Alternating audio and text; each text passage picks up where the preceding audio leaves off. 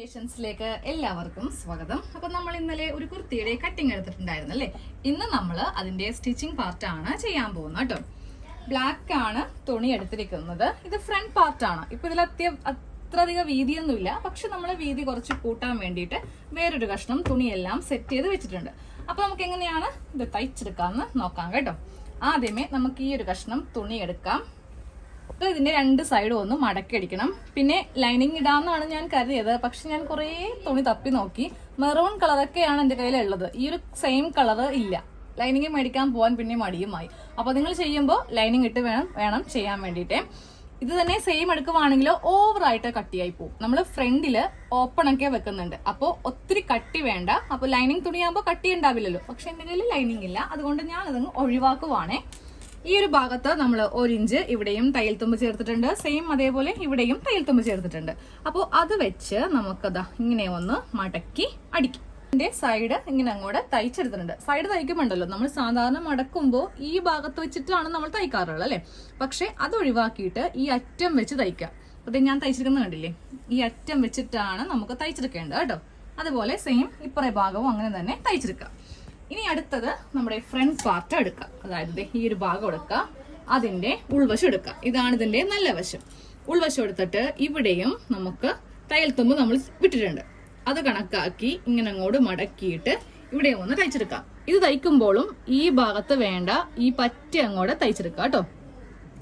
രണ്ട് തുണിയിലും ഇങ്ങനെ പറ്റ വെച്ചിട്ടൊന്ന് തയ്ച്ചങ്ങോട്ട് എടുക്കാം.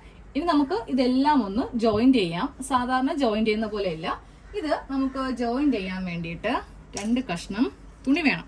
അപ്പൊ ഞാൻ ബ്ലാക്ക് ആണ് എടുത്തിരിക്കുന്നത്. നിങ്ങൾക്ക് വേണമെങ്കിൽ ആ പ്രിന്റ് ഇല്ലേ, അത് വേണമെങ്കിൽ അതെടുക്കാം. അപ്പൊ ഈ കഷ്ണം തുണി ഇങ്ങനെ അങ്ങോട്ട് വെക്കുക. എന്നിട്ട് ഈ ഫ്രണ്ട് പാർട്ട് ഇങ്ങനെ അങ്ങോട്ട് എടുക്കാം കേട്ടോ. എടുത്തിട്ട് ഈ അറ്റം വെച്ചിട്ട് ഫുള്ളായിട്ട് നമ്മളിപ്പോ തയ്ച്ചു കൊടുത്തിരിക്കുന്ന ഇതിന്റെ മീതെ വെച്ചിട്ട് അങ്ങോട്ട് തയ്ക്കാം. തയ്ച്ചിട്ടും താഴേക്ക് പോവരുത്. ഫ്രണ്ടില് നമ്മൾ 2 ഭാഗത്തും ഓപ്പൺ കൊടുക്കുന്നുണ്ട്. അപ്പൊ നമുക്കൊന്ന് തയ്ച്ചു വരാം. എന്നിട്ട് ഓപ്പൺ എത്ര ലെങ്ത് കൊടുക്കണമെന്ന് ഞാൻ പറഞ്ഞുതരാം. അപ്പൊ ഞാനൊന്ന് തയ്ച്ചു വരട്ടെ. മുകളിൽ നിന്ന് താഴേക്കൊരു 24 ഇഞ്ച് ഇങ്ങനെ ഒന്ന് മാർക്ക് ചെയ്തു. ഇവിടെ നിന്ന് താഴേക്ക് ഞാൻ ഇങ്ങനെ അങ്ങോട്ട് ഫ്രണ്ട് ഓപ്പൺ ആയിട്ടാണ് കൊടുക്കാൻ പോകുന്നത് കേട്ടോ. അപ്പൊ നമ്മളിപ്പോ ഒരു പാർട്ട് തയ്ച്ചു കഴിഞ്ഞു. ഇനി നമ്മൾ നേരെ നമ്മുടെ ഈ ഒരു ഭാഗം എടുക്കാം. ഇതിങ്ങനെ എടുക്കാം. ഇതെടുത്തിട്ട് ഇതിന്റെ ഇപ്പുറ ഭാഗം വെച്ചിട്ട് ഇത് ഒന്ന് തയ്ച്ചങ്ങോട്ട് എടുക്കുക. ഇവിടെ നിങ്ങനെ തയ്ച്ച് വന്നിട്ട് ഈ ഭാഗം വരെ തയ്ച്ച് നിർത്തുക. ഇതും ഇങ്ങനെ അങ്ങോട്ട് ഓപ്പൺ ആയിരിക്കും. സെയിം ഇപ്പുറത്തും ഒരു തുണി വെച്ചിട്ട് ഇതും തയ്ക്കണം. അപ്പൊ ഈ ബ്ലാക്ക് തുണി തയ്ച്ചില്ലേ, അതുപോലെ ഇപ്പുറത്തെ ഭാഗത്തും ഒന്ന് തയ്ച്ച് എടുക്കുക.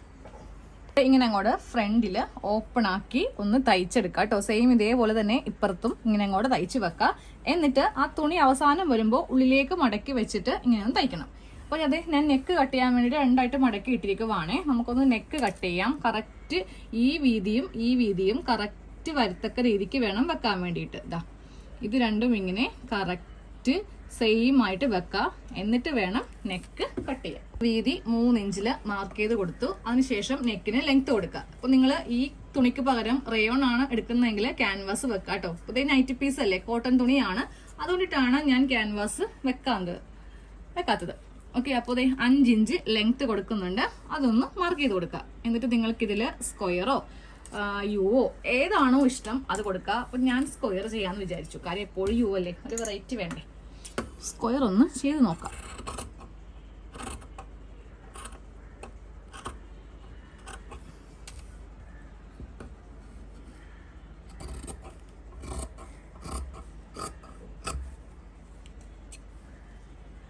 ഫ്രണ്ട് പാർട്ട് ആണ് ഈ കാണുന്നത്. സെന്ററില് ഇതുപോലെ ഇങ്ങനെ ഓപ്പൺ ആയിട്ട് കിടക്കും കേട്ടോ. ഈ 2 ഭാഗത്തും ഓപ്പൺ ആയിരിക്കും. പിന്നെ ഇതാ നെക്ക് ഞാൻ സ്ക്വയർ നെക്ക് ചെയ്തിട്ടുണ്ട്.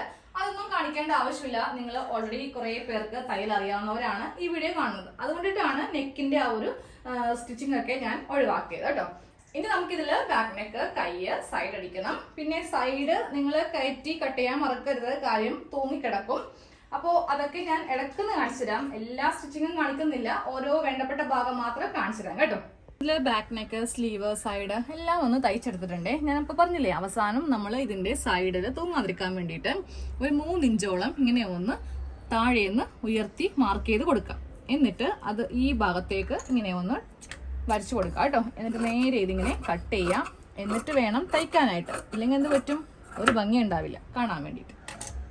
അതെ, നമ്മുടെ ടോപ്പിന്റെ ഫുൾ സ്റ്റിച്ചിങ് കഴിഞ്ഞിട്ടുണ്ട് കേട്ടോ. ഫ്രണ്ടില് ഈ ഒരു പാർട്ട് ഇങ്ങനെ അങ്ങോട്ട് സെപ്പറേറ്റ് ആയിട്ട് ഓപ്പൺ കൊടുക്കുക.